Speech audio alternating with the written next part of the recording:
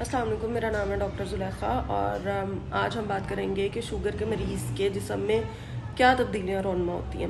सबसे पहले हम एक नॉर्मल इंसान की बात करते हैं। एक नॉर्मल इंसान जब कार्बोहाइड्रेट्स वाला खाना खाता है, कार्बोहाइड्रेट्स मतलब रोटी, चावल, ब्रेड, पास्ता, मैदा, तो ये कार्बोहाइड्रेट्स हमारी बॉडी के अंदर जाके एक तरह के एनर्जी सोर्स में कन्वर्ट हो जाते हैं, जिसे हम कहते हैं ग्लूकोज। अब ये ग्लूकोज हमारी बॉडी के सेल्स के अंदर जाती है और एक फ्यूल का काम करती है, जो कि हमें रोज़मर्रा के कामों के लिए चाहिए होता है, जिस तरह चलना फिरना, सांस लेना, खाना हजम करना, वर्जिश करना। लेकिन ये ग्लूकोज हमारे जिस्म के सेल्स में खुद से दाखिल नहीं हो सकता। इसको एक हार्मोन की ज़रूरत होती है, जिसको हम कहते हैं इंसुलिन। इंसुलिन खून से ग्लूकोज को आपकी बॉडी के सेल के अंदर दाखिल करता है। अब डायबिटीज़ के पेशेंट में क्या होता है, डायबिटीज़ के पेशेंट में या तो इंसुलिन बनती नहीं है, जिसको हम कहते हैं टाइप 1 डायबिटीज़, या फिर इंसुलिन तो बहुत ज़्यादा मिकदार में बनती है लेकिन बॉडी जो है वो उसको रिस्पॉन्ड नहीं करती, जिसको हम कहते हैं इंसुलिन रेजिस्टेंस। तो खून में ग्लूकोज की अमाउंट बहुत ज़्यादा होने के बावजूद वो ग्लूकोज सेल्स के अंदर दाखिल नहीं होती। तो खाना बहुत ज़्यादा है लेकिन सेल आपका फिर भी स्टार्व कर रहा है। बॉडी के पास एनर्जी बहुत ज़्यादा है लेकिन बॉडी उसको यूज़ नहीं कर सकती।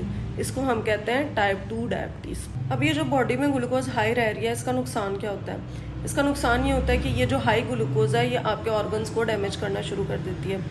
ये आपकी आंखों को मुतासर कर सकती है, जिससे बनाई जा सकती है, इसको हम कहते हैं डायबिटिक रेटिनोपैथी। इसी तरह ये गुर्दों को मुतासर कर सकती है, जिसको हम कहते हैं डायबिटिक नेफ्रोपैथी।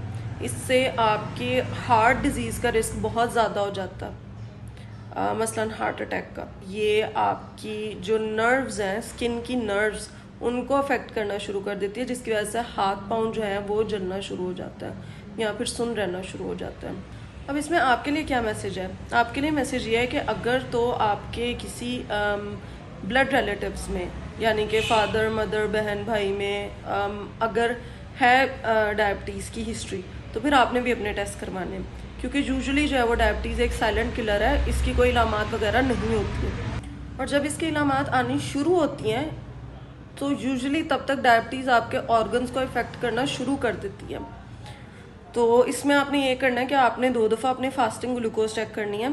फास्टिंग ग्लूकोज मतलब आपने जो है वो रात 11-12 बजे के बाद खाना वगैरह नहीं खाना और सुबह 8-9 बजे जो है वो अपनी एक शुगर जो है वो खाली पेट चेक कर लेनी है, ठीक है, या करवा लेनी है कहीं से।